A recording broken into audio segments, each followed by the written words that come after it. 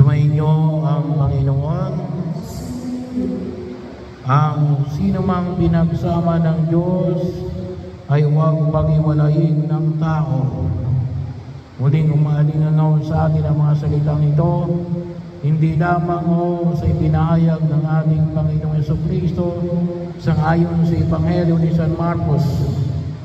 Ngunit itong mga salitang ito ay bahagi mula pa noong likhain ng sanlibutan, mula sa aklat ng Genesis. Ang sino mang pinagsama ng Diyos ay pag-iwalayin, huwag pag-iwalayin ng tao. Sa historya ng kasaysayan ng tao, palaging mayroong pagtatalo tungkol sa diborsyo. Hindi lamang sapagkat muling hinihahain sa Kongreso, napakinggan ko yung ibang mga nais na pumasok ngayon sa buhay politiko, iba sa kanila yan ay bahagi ko natin pro-abortion at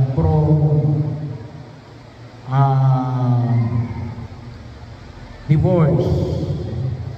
Pero alam natin na hindi matagal lang usapin. Sabi nga natin. At ang simbahan ay hindi na bago sa nabanggit na pamantayan. At ang sinusunod natin ay alin, yung turo ng ating Panginoong Jesucristo. So ano ba yung divorce? Kung minsan, iba sabi, mayroong naman daw yung annulment. Yung pagkakaiba ng annulment at divorce ay alin?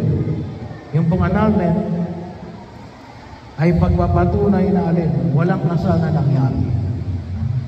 Ano lang yung nangyari? Kasal-kasalan.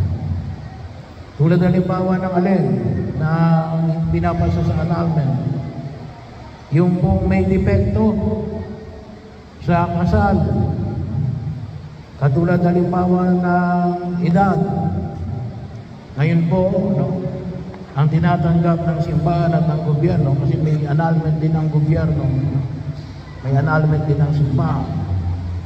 Ay katulad halimbawa sa edad, isang depekto sa edad ay kapag walang 18 years old. So tayo, hindi tayo nagkakasal na below 18 years old. Bakit? Magpapaanal lang ang mga yan. Bakit? May depekto. Ano yung defect? Tamang edad. Bahagi yun na huwag natin kalimutan. Ano pa? Sabi nga ng iba ay, Father, kayo ba ay nagkakasal ng garden wedding? Hindi ho tayo nagkakasal, tayong mga Katoliko, wala tayong garden wedding. Kung nakikita niyo mga garden wedding, hindi ho Catholic marriages yun. Bahagi ho yun. Bakit? Kasi, ano yung defect? Yung kasal natin ay sa loob lamang ng simbahan. Yun naman ang makita natin. Bakit sa loob ng simbahan? Kasi kayo ay pinagsasama ng Diyos. Saan yung tamang lugar na kayo pagsasama ng Diyos? Sa kanyang tahanan. At rin yung kanyang tahanan dito sa lupa ay ang kanyang simbahan. Kaya bahagi yun na makita mo natin sa loob ng simbahan. Yung kasal Katoliko. Marami pa akong tusin na makita natin na nakatalaga ako sa annulment. Ano naman yung divorce? Mayroon talagang nangyaring kasal. Hindi kasal-kasalan, kundi kasal. Validly married. Kaya lamang, along the way, ay gusto nang maghiwalay.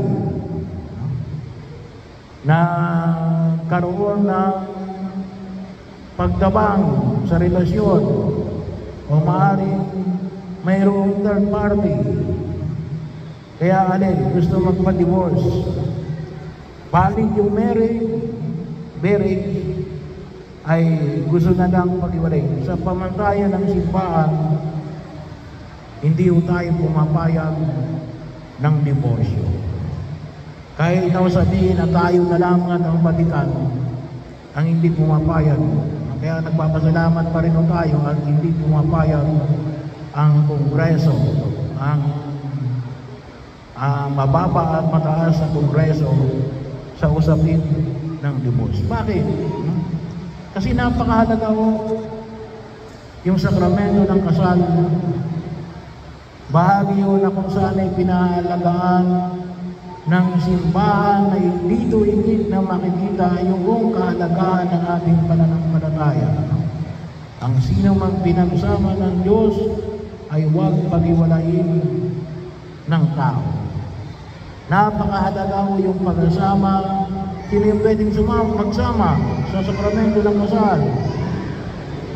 Isang lalaki at isang babae. Hindi yung pwedeng dalawang lalaki at dalawang babae. Father, pwede ba kayong tumboy at saka yung bakla? Pwede. Babae at lalaki pa rin yun eh. Pero hindi pwedeng dalawang tumboy at dalawang bakla. Pwede isang tumboy at isang bakla. Bahagi yun na kung saan ay pinahalagan. Bakit? Napaka-sacred yung pagpapahayag. Hindi lamang sapagkat ito ay pagsasama ng dalawang tao, isang babae, isang lalaki na nag-iibigan. Inibig ka at inibig mo. At nagnanais na kayo magsasama habang buhay, pero hindi sila kalin yun. Kinikilala ninyo, kalimitan, sinasabi ko yung kapag ako'y nagkakasal na alin, yung sa mga mag-asawa na bigay kayo ng Diyos sa inyong mapapangasawa. Regalo kayo ng Diyos sa inyong mapapangasawa. Dawa makita ninyo yun. At kung tutusin, kung maliwanag yun, walang dahilan para kayo ay maghiwalay. At bahagi yun ng pagkilos ng simbahan na alin na ipinamamalit na dito higit na makikita yung kaganapan ng dakilang pag-ibig ng bawat isa, ng babae at ng lalaki, no? Sa pagkataguyod din ng kanilang pamilya. Kasi dito binubuo, no? Kaya nga tayong lahat ay alin? Tayong lahat ay prutas ng pag-ibig. Prutas tayong lahat ng pag-ibig ng ating mga magulang, ng ating nanay at tatay. Kaya bahagi yun na kung saan ay nawa makita ko natin. Kasi ano ang sabi ng Panginoon? Yung utos ng Diyos at ang mga ipinahayag ng mga propeta ay maisailalim lamang sa alin? Sa utos ng pag-ibig. At saan higit na makikita yan? Sa loob ng buhay may asawa at ng sambayanang Kristiyano. Dito kasi hinuhubog kung paano magmahal ang mag-asawa at nakikita ng mga anak sa kanilang pamilya. Kaya nga sa huling bahagi na alin, nakita po natin na ipinamanid na ang sino mang tumanggap ng katulad ng isang maliit na bata ito ay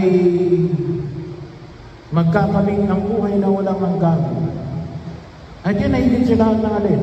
Ang unang naapektuhan sa paghihiwalay o pagdidivorce alin? Mga anak. Siguro sabi nga nung iba, Father, kasi ilang bubugbog. Mayroon naman tayo mayong tinatawag na kung tawagin natin ay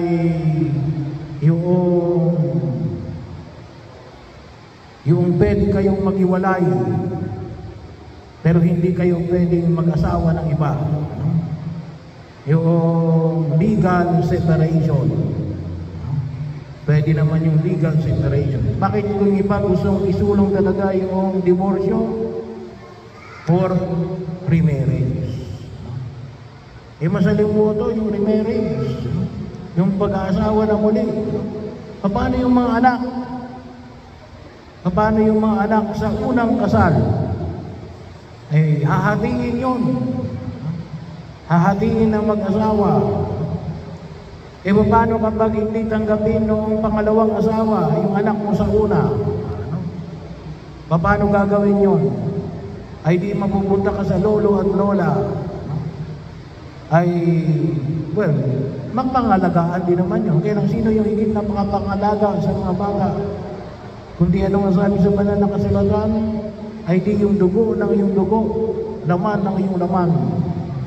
Higit na maipamalas yan sa loob ng buhay may asawa at ng pamilyang Kristiyano. Ito yung pinahalagaan ng simbahan. Kung niyo pong makita, kaya nga po meron tayong tinatawag na Anglican. Bakit ba nagkaroon ng Anglican Church? Kasi gusto ni King Henry VIII na hiwalayan yung kanyang asawa at magpakasal sa iba. Kasi bakit? Hindi sila magkaroon ng anak. So para payagan siya ng Santong Papa, hindi siya pinapayagan ng Santong Papa, kaya anong ginawa niya? Nagbuo siya ng kanyang sariling simbahan na kung tawagin natin ni alin, Anglican. Sa US, ang tawag nila alin, Presbyterian. Kaya sila umiwalay. Pero bakit pinangalagaan ng simbahan natin? Hindi pwede yung divorce. Kahit na kuminsan, medyo mahal yung presyo na pinagbayaran. Bakit? Isang bansa umiwalay sa simbahang Katolika. Pero bakit alin? Napakahalaga yung buhay may asawa at pagtatangunod ng pamilyang Kristiyano. Kaya magpasalamat din tayo sa sakramento ng kasal. At magpasalamat din tayo sa pag-uubog ng ating mga magulang. Nawa ay hindi natin pakinabangan sapagkat doon natin higit na maipamamalas ang alin sa loob, at dito higit nagsisimula yung alin, yung tinatawag nating utos ng pag-ibig. Dito higit pinahalagahan sa loob ng buhay may asawa at ng pamilyang Kristiyano. At nawa makatulad tayo sa walang hanggang pag-ibig ng ating Amang nasa langit.